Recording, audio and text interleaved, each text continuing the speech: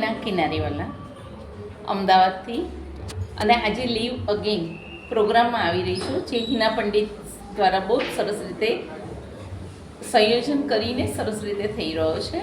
અને એની અંદર દરેક વ્યક્તિને તક આપવામાં આવે છે, જુદી જુદી પ્રવૃત્તિઓ કરવામાં આવે છે. સ્પેશિયલી સિનિયર સિટીઝન માટે ખૂબ સારી પ્રવૃત્તિ કરવામાં આવે છે. હું એક કાવ્ય પઠન કરું છું, જે દીકરીઓને સમર્પિત વેદના અને ખુશી બંને જણાવે છે. તો હું કાવ્ય પઠન કરું છું, આપ જરૂર સાંભળો. શીર્ષક છે દીકરી મારી. દીકરી મારી મોટી થઈ ગઈ, ખબર જ ના પડી. દીકરી મારી મોટી થઈ ગઈ, ખબર જ ના પડી. સમયની રેત ક્યાં સરતી ગઈ, ખબર જ ના પડી. સમયની રેત ક્યાં સરતી ગઈ, ખબર જ ના પડી.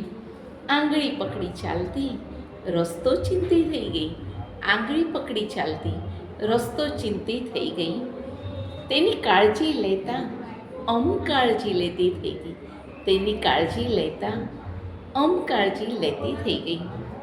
ઘરથી દૂર ખુદનો સંસાર સજાવતી થઈ ગઈ. ઘરથી દૂર ખુદનો સંસાર સજાવતી થઈ ગઈ.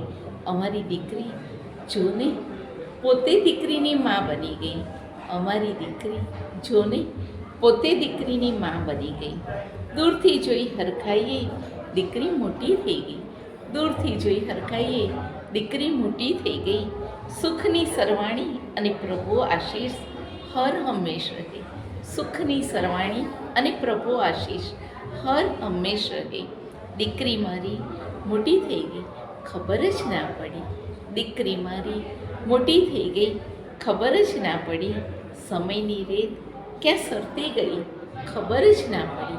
સમયની રેત ક્યાં સરતી ગઈ, ખબર જ ના પડી. આ કવિતા મારા હસબન્ડ નિખિલ કિનારીવાળાએ રચિત છે. Thank you.